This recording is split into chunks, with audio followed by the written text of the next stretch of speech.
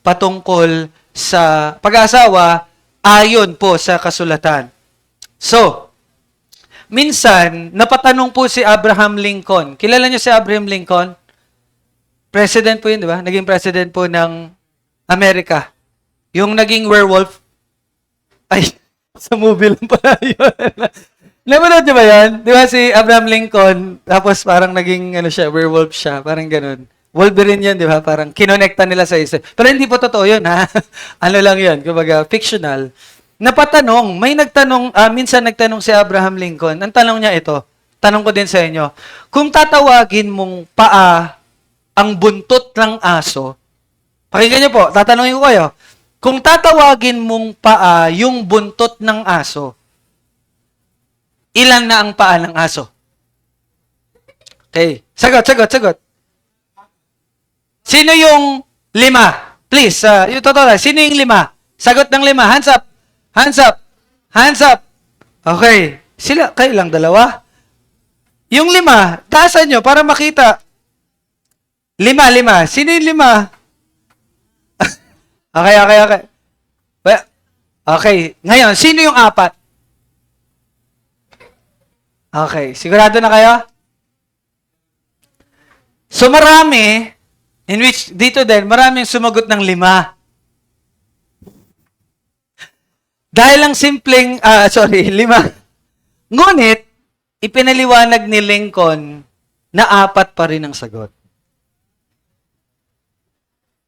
Sino yung sumagot ng 5? Papalisin ko na.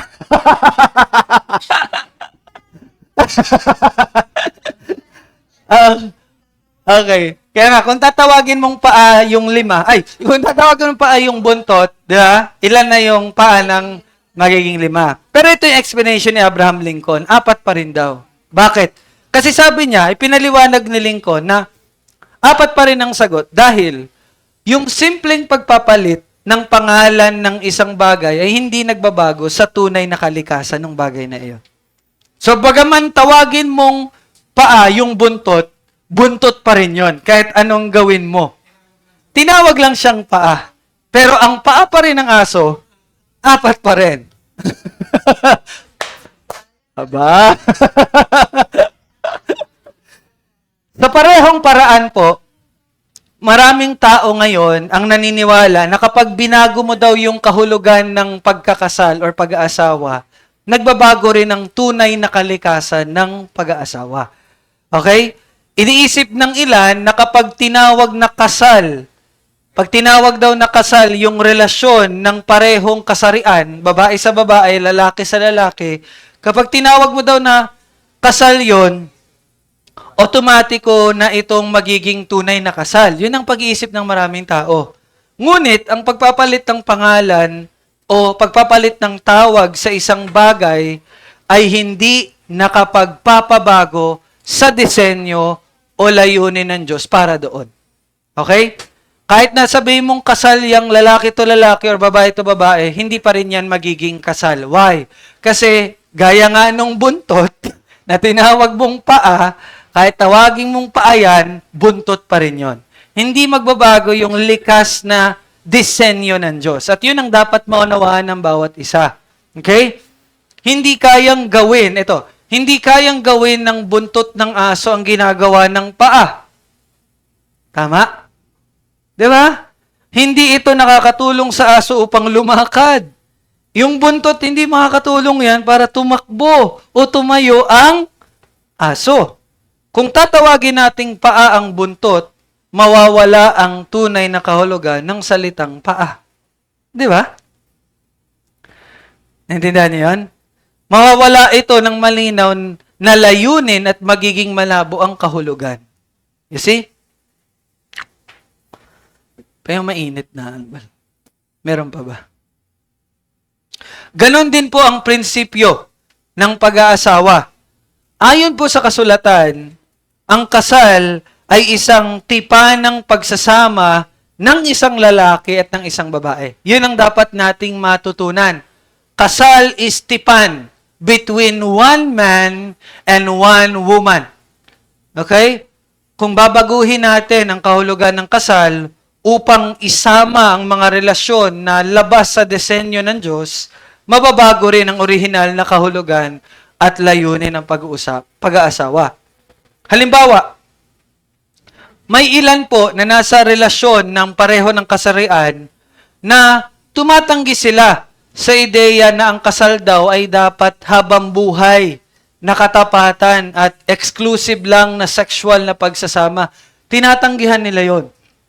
But most of the homosexuals, ang iniisip nila, pwede kang may ugnayan, emotionally committed ka sa isang tao, pero pwede ka pa rin magkaroon ng sexual na relationship sa iba. So ito yung mostly na nangyayari. Yung mga tinatanggihan, yung natural na disenyo ng kasal, sila rin ang nagtuturo na pwede na boyfriend mo si ano, pero pwede kang makipag-sexual na relasyon sa ibang tao. So, mostly, ganun ang nangyayari. Pero alam niyo po ba, may ilang Kristiyano naman na nagsasabi, dapat may dalawang definition daw ang kasal. Merong mga Christians take note, may mga Christians na sinasabi nila, dapat daw dalawa ang definition ng kasal. Isa para sa gobyerno at isa para sa iglesia. So may mga Christians na iniisip nila, magkaiba yung kasal sa gobyerno, magkaiba naman ang kasal sa church. May pag-iisip ba tayo na ganon? Well, ang pag-aasawa po ay hindi nagmula sa estado or sa government or sa iglesia. Yun ang dapat nating tingnan. Hindi nagsimula ang marriage sa church. Hindi rin ito nagsimula sa government. Okay? Ang Diyos mismo ang lumikha at nagtatag ng marriage. Ang God mismo, ang Diyos mismo ang nagtatag nun. Kaya wala pong otoridad ang gobyerno o maging ang iglesia na baguhin ang tunay na kalikasan ng marriage. Gaya po ng ipinaliwanag ni Dr. R.C. Sproul, ang kasal ay hindi imbensyon ng lipunan, ang kasal ay hindi kultura ng tao, ito po ay institusyong nilikha mismo ng Diyos. At yun ang dapat nating, again, makita. Ang iglesia po, at ang estado, at ang pag-aasawa ay magkakaibang institusyon na tinatag ng Diyos. Dahil dito, di ba, ang government, ang sigad ang naglagay niyan. Ang church, sigad ang naglagay niyan. Ang marriage, sigad din na nagpasimula niyan. Now, dahil dito, maaring piliin ng pamahalaan kung kikilalanin nito ang kasal ayon sa disenyo ng Diyos. No, pwede makapag-decide ang government kung pipiliin ba nila yung kasal bilang kung anong dinesenyo ng Diyos. Pero wala silang otoridad upang baguhin ang tunay na kalikasan ng kasal. Kasi 'di ba may mga government pumapayag na sila ng same-sex marriage. Although pinapayagan niya actually hindi lang government, may mga churches din. Pero hindi sila church. Tawag lang church. May mga churches din na ina-accept ng same-sex marriage. Pero, bagaman, tinatanggap nila yung maling disenyo, pero again, dapat nyo tandaan, hindi nun mababago kung ano talaga ang disenyo ng Diyos. Kasi ang Diyos ang nagtatag nun. Okay? Ang tunay na biblikal na pag-ibig, may ilang Kristiyano din na umaamin na maling baguhin ang kahulugan ng kasal. Ngunit, naniniwala naman na dapat lamang itong tanggapin sa publiko upang maiwasan ang alitan o mapanatili ang mabuting patotoo. May mga Christians din na alam nila na ang disenyo ng Diyos, pero sinasabi nila na, sige, tanggapin na lang natin to para wala ng gulo. Parang ganon. May mga Kristiyanong ganyan nag-iisip. Pero gayon man, malinaw na nakakapinsala ito at pareho sa katotohanan at sa tunay na definition ng pag-ibig. Diba? Now, ang tunay po na biblikal na pag-ibig ay hindi nanghihikayat sa tao na magpatuloy sa kasalanan. Tandaan niyo po yan. Kung totoo ang pag-ibig, it will not lead you to sin. So mga kabataan, pag nag-I love you kayo sa isang lalaki o sa isang babae, pero gumagawa kayo ng kasalanan, that is not love. Kung yung karelasyon na tinatawag mo ay nagdadala sa'yo sa kasalanan, that is not love. Malinaw po yun. Kasi wala ang tunay na pag-ibig, hindi yan nagdadala sa tao sa kasalanan. Okay? Tandaan niyo po yan. Itinuturo ng kasulatan nang hindi nagsisising paghihimagsik laban sa Diyos ay nagdadala ng paghatol. Maaring mamuhay ng mapayapa ang mga Kristiyano kasama ng mga hindi mananampalataya, ngunit hindi nila maaaring sangayunan ng tinatawag ng Diyos na kasalanan. Di ba? Upang tunay na mahalin ang ating kapwa, kabilang ang mga napapabilang na mga bakla, lesbiana, or kabilang sa LGBTQ, kailangang ipahayag ng mga Kristiyano ang katotohanan ng Ebanghelyo ng may kapakumbabaan at katapangan. No? Ang tunay na pag-ibig ay nagbababala tungkol sa kasalanan at nagtuturo sa tao tungo sa pagsisisi at kaligtasan kay Kristo. So ngayon, bilang panimula, napaalalahanan tayo, ano ba talagang ibig kahulugan ng kasal? Kaya if meron tayo kakilala na nahuhulog sa kasalanan ng homosexuality, we are to preach the gospel to them. Mapagkumbaba, patient, pero may katapangan. Hindi yung katapangan na nakikipag-away. No? Hindi dapat magkaroon ng iglesia ng pag-uugaling sumunod na lamang upang maiwasan ang gulo.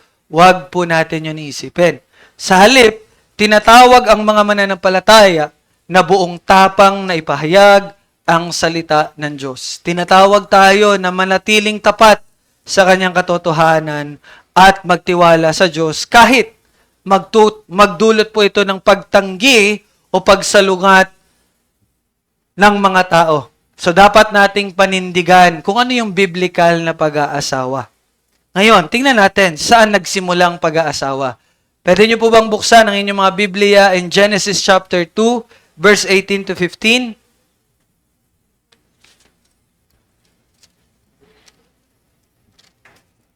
Genesis 2, 18 to 25.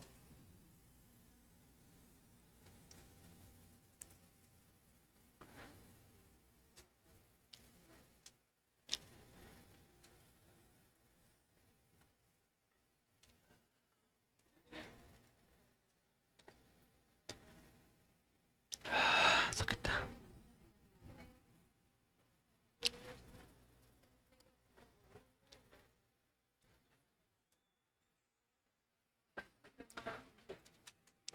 Okay, may I request someone to read Genesis 2, 18 to 25?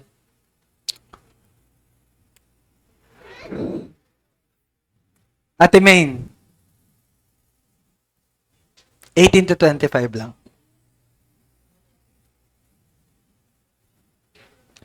Malinaw, Ate Main, ha? Tayo ka para ano.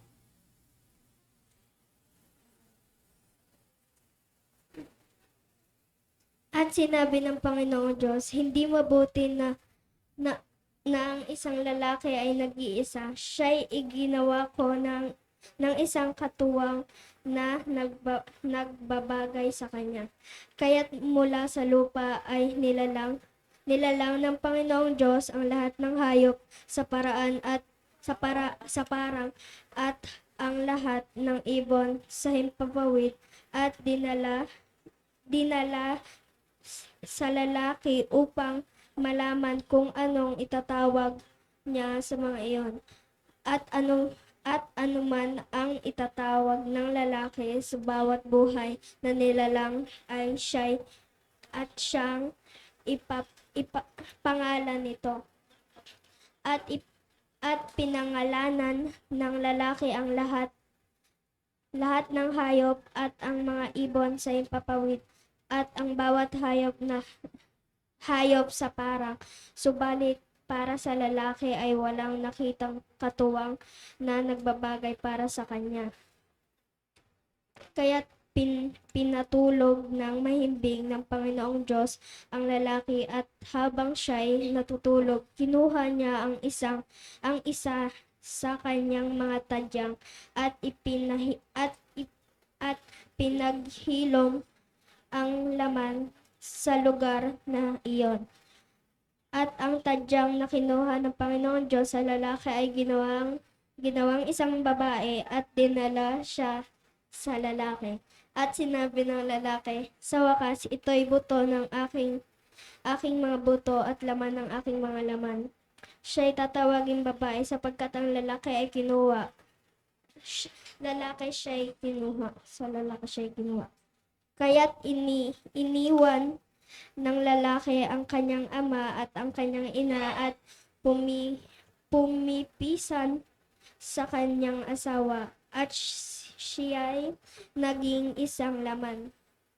Ang lalaki at ang kanyang asawa ay kapwa-hubad ngunit hindi sila nahihiya.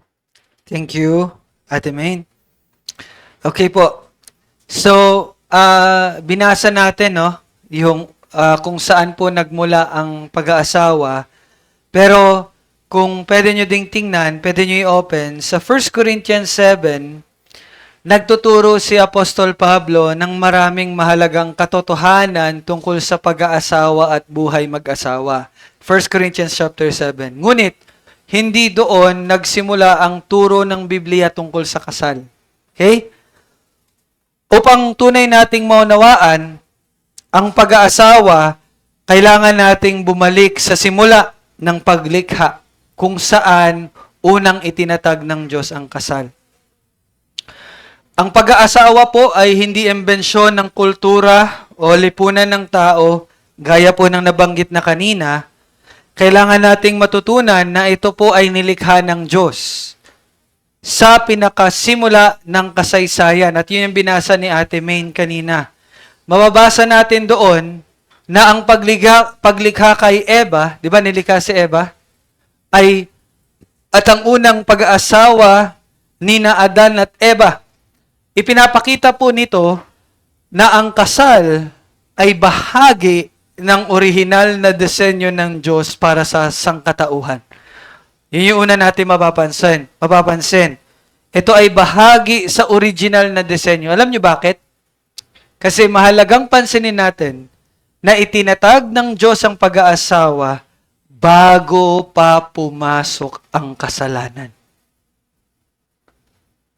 So, everything na nandoon bago magsimula ang kasalanan, doon nyo makikita ano bang original design. So, di ba, ang kasal, itinatag siya bago pumasok ang kasalanan.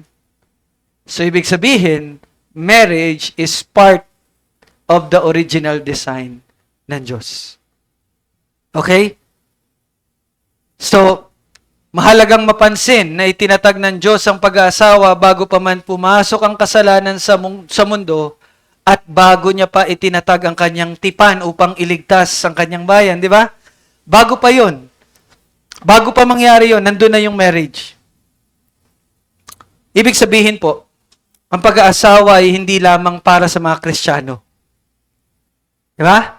Kundi, ito ay isang kaloob ng Diyos para sa buong sangkatauhan. Mananampalataya man yan o hindi. Yun ang isa doon sa pinapahiwatig doon. Okay? Dahil nilikha ang kasal bago pumasok ang kasalanan. So, walang distinction. Kristiyano lang ang pwedeng ikasal? No. Kahit hindi yan mananampalataya, ikakasal yan. Because yan ang disenyo ng Diyos sa sangkatauhan. Okay? At dahil nilikha ito bago pumasok ang kasalanan, nananatiling mahalagang pundasyon ng pag-aasawa para po sa maayos na lipunan. See? Dahil dito ang kasal ay hindi lamang nagiging tunay kapag isinagawa ito sa simbahan, o kapag ito ay pinangangunahan ng pastor, no. Kahit po ang kasalang pinangungunahan ng mga hindi Kristiyano o sa government, maaari pa ring tawaging tunay na kasal iyon. Okay? So kung kayo, nagtitipid kayo, doon lang kayo ikakasal sa huwes, walang problema yon. Kasal pa rin yon. Okay?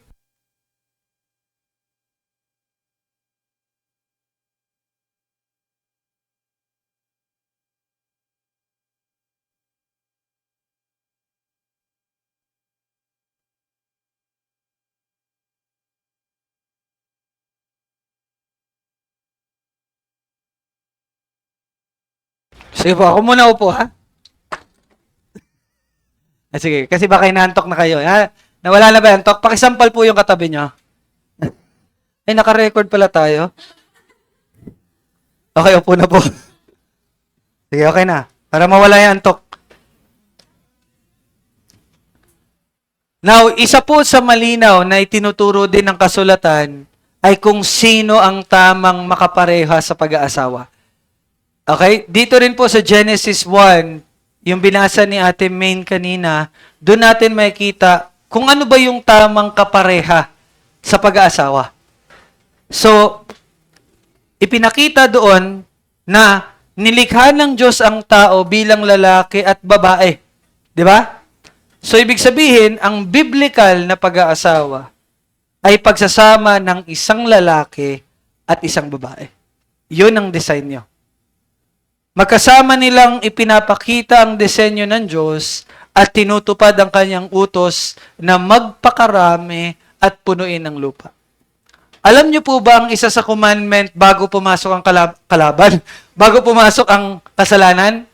Ang commandment bago pumasok ang kasalanan ay magpakarami kayo. Ngayon, bakit ang disenyo lalaki at babae?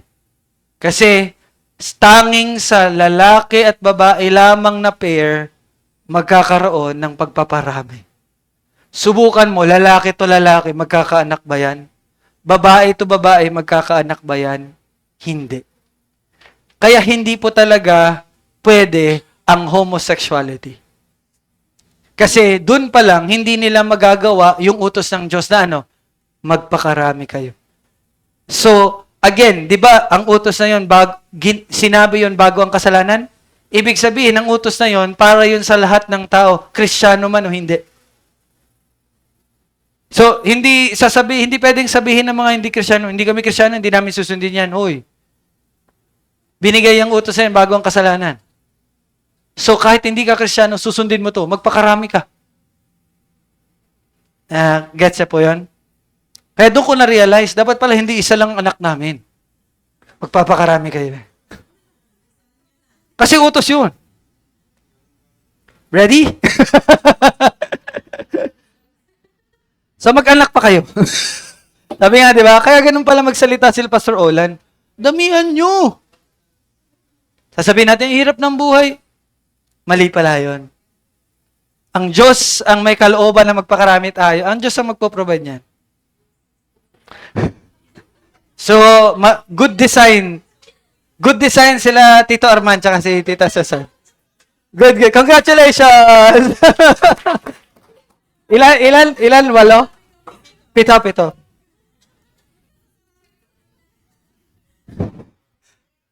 okay, dami naman. Marami din naman yun, di ba? Pero, champion. Now, dahil po dito, ang mga relasyon na labas po sa disenyo ng Diyos ay hindi maituturing na tunay na pag-aasawa sa paningin ng Diyos. Gaano man ito tanggapin ng society. No? Malaki ang pressure ngayon sa mga Kristiyano na tanggapin ang iba't ibang definition ng kasal. Ngunit, kailangan manatiling tapat ang mga mananampalataya sa itinuturo po ng Biblia. At isa sa dapat nating makita ay ang katotohanan na ang Diyos mismo ang may kaugnayan sa loob ng kanyang pagka-Diyos. Isa sa mga dapat nating makita ay ang katotohanan na ang Diyos mismo ay may kaugnayan sa loob ng kanyang pagka-Diyos. Naintindihan niyo yun? Dapat natin makita na God Himself, pinapakita niya yung relationship. Why? Di ba, ang Diyos ay iisa, pero may 3 persona. So, there is an eternal relationship going on in the Godhead. And that is God the Father, God the Son, and God the Holy Spirit has a perfect relationship. Now, anong kahalagahan nun sa pag-aasawa? Ito pala yun. Ang pag-aasawa pala, it reflects, nire-reflect nito yung katangian ng Diyos na relational siya. Naintindihan niyo po yun? Sa makatuwid po, ang tamang pag-aasawa ay nagpapakita ng isa sa nature ng Diyos bilang siya ay relational.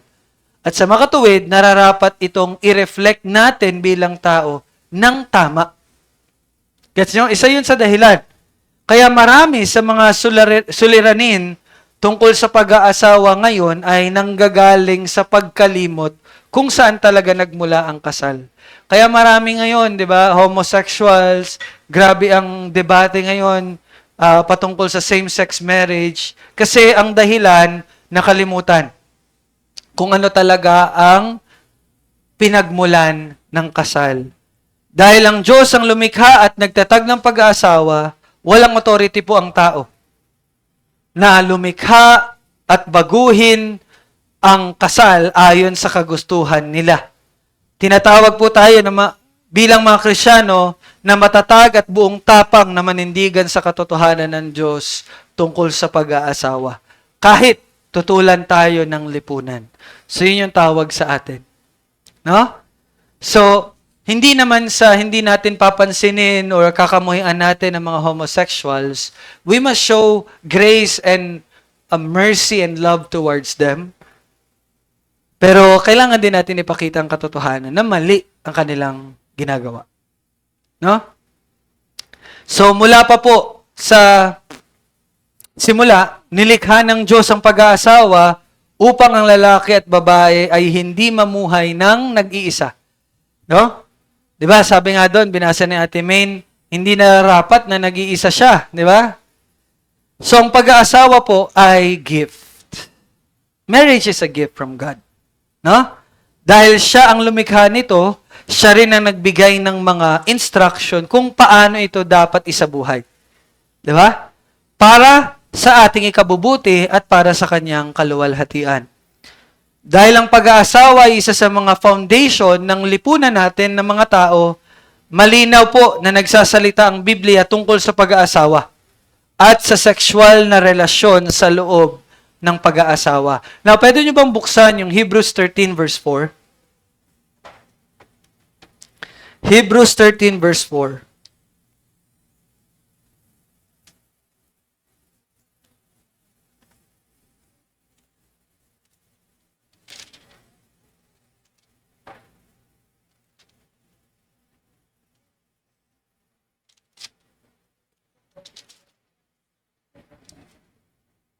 Hebrews 13 verse 4.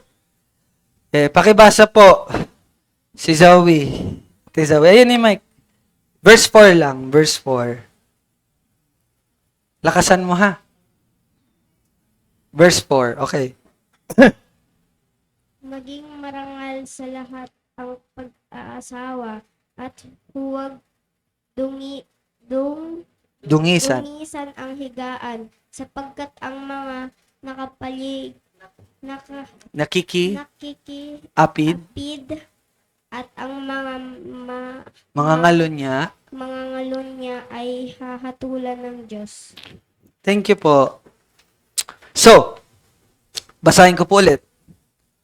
Maging marangal sa lahat ang pag-aasawa at huwag dungisan ang higaan sapagkat ang mga nakikiapid at mga ngalon niya ay hahatulan ng Diyos. So, dito po, inuutusan ang mga mananampalataya na igalang ang pag-aasawa at panatilihing dalisay ang higaan ng mag-asawa. Kaya dapat laging nakalaba. Okay. Okay, ipinapaalala po sa atin ng verse na ito ng pag-aasawa ay marangal at kalugod-lugod po sa ating Diyos. Now, sa history po ng church, may ilan na maling naniniwala na mas mataas ang spiritual na kalagayan ng pagiging walang asawa kaysa sa may asawa. May ganito pala na nangyari sa history ng church. Iniisip nila na mas mature ka kapag wala kang asawa. Kasi mas devoted ka kay God, parang ganon. Kaysa sa mga nag-aasawa. So, ngunit, hindi ito ay tinuturo ng Bible. No? Ang pagiging walang asawa ay isang marangal na pagtawag para sa ilang mananampalataya, ngunit hindi ito mas banal, hindi rin ito mas mabuti kaysa sa pag-aasawa. No? Parehong kaloob ng Diyos ang pagiging walang asawa at ang pag-aasawa at parehong dapat igalang. So, ibig sabihin, kung hindi ka mag-aasawa, kaloob yan ng Diyos. May purpose ang Diyos sa'yo. Ang paggalang sa pag-aasawa ay nangangahulugan ding pagsunod sa pamantayan ng Diyos tungkol sa kasal at divorce. Okay, ito na, pumapasok na tayo sa divorce. Hindi dapat gawing magaan ng mga Kristiyano ang divorce o payagan ito dahil lamang sa makasarili o walang ingat na dahilan. Kasabay nito, dapat din kilalanin ng mga mananampalataya ang mga sitwasyon na pinapayagan ng kasulatan ang divorce. So, pwede po ang divorce. Pwede ba ang divorce? Pwede ba ang divorce? Sino dito ang magsasabi na pwede ang divorce? So walang nagsasabing pwede ang divorce. Okay. Pwede po ang divorce. Pwede mag-divorce. Divorce is pwede. But, may dalawa lang dahilan na pwede. Ano yon? Tingnan natin. In Matthew, wait lang, wala na akong oras. Medyo mahaba kung babasahin natin. Isulat nyo na lang yung verse, basahin nyo mamaya. Matthew 19, verse 1 to 12. Matthew 19, verse 1 to 12. And 1 Corinthians 7, 12 to 16. Matthew 19, verse 1 to 12. Matthew 19, verse 1 to 12. 1 Corinthians 7, 12 to 16. 1 Corinthians 7, 12 to 16. So, isa-summarize ko na lang po. Ang dalawang batayan na pwede ang divorce is this. Kapag nangalunya ang iyong partner. Kahit mananampalataya kayong dalawa, basta nangalunya yan, pwede mo i-divorce yan. Sexual immorality. Pwede i-divorce. Yan ang one reason. Yan. Pangalawa, the second reason is kapag ang isang mananampalataya, ang asawa niya ay hindi mananampalataya, at kapag yung hindi mananampalataya, ayaw niya na sa'yo, gusto niya nang makipaghiwalay sa'yo, ikaw na mananampalataya, bitawan mo na kaagad. Pwede mo nang bitawan, I mean. Pwede kayo mag-divorce. Basta hindi mananampalataya yung partner mo. At basta siya na ang may ayaw. Hindi pwedeng ikaw yung may ayaw. Na bagaman hindi mananampalataya yan, tas ayoko na. Hiwalayan ko na to. Hindi pwede yun. Hintayin mong maging ayaw ka niya. Okay? So, yun ang dalawang pinapahintulutan ng Biblia for divorce. Pero, balikan ko yung una, yung sexual immorality. Bagaman pwede, pero kung kayo ay mananampalataya pareho, sikapin ninyo na huwag kayo mag-divorce. Hindi ibig sabihin na sinabing okay, ay sige na, ayoko na. Sikapin ninyo ma-restore, forgiveness, yun ang sisikapin ninyo. Pero, sa second reason, again, kapag hindi mananampalataya yan at kapag ayaw niya na, good for you. Maghiwalay na kayo. Divorce na kayo. Kahit may anak kayo, divorce na kayo. Pwede yun. Pero kung gusto mo ipanatili, siguro pwede naman. Kaya lang, face the consequences kapag hindi talaga mananampalataya yung mapapangasawa mo. Okay? Malinaw? Yun lang po yung dalawa. Pero kung ayaw mo na kasi di ka na nagagandahan, di ka na napupugihan, lagi kayo nag-aaway sa iba't ibang dahilan, hindi yun grounds for divorce. Hindi pwede yun. Okay? Pangangalo niya lang. Tsaka kung hindi mananampalataya yung partner mo at ayaw na sa'yo. Okay. Balik tayo sa Hebrews 13:4. Tinuturo ng Hebrews 13:4 na dapat panatilihing dalisay ang higaan ng mag-asawa. Di ba? Tumutukoy ito sa pananatili ng kadalisayan at katapatan sa sexual na relasyon ng mag-asawa. Ang sexual na kasalanan ay lumalapastangan kapwa sa pag-aasawa at sa Diyos mismo. Partikular na nagbababala ang talata, yung binasa ni Ate May, Hebrews 13:4, na hahatulan ng Diyos ang mga immoral at mapangalunya. So malinaw na dinudungisan ng pangangalunya ang pag-aasawa, ngunit itinuturo rin ng kasulatan na marami pa pong ibang sexual na kasalanan ang sumasalungat sa disenyo ng Diyos para sa sexualidad. Ano yon? Kinokondena ng Biblia ang sexual na immoralidad gaya ng pakikipagtalik bago ang kasal, premarital sex, pakikipagtalik sa labas ng kasal, yun nga, pangalunya. Kasal ka na pero nakipagtalik ka sa iba. Homosexualidad, incest, yung sexual na relasyon sa kapamilya, parang gano'n. Pakikipagtalik sa hayop,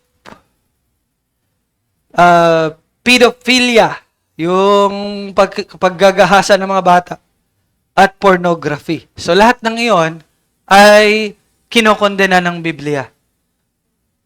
Pero alam nyo ba, kahit po sa loob ng kasal, kahit pala mag-asawa na kayo, maaari pa ring magamit sa maling paraan ng sexual na relasyon.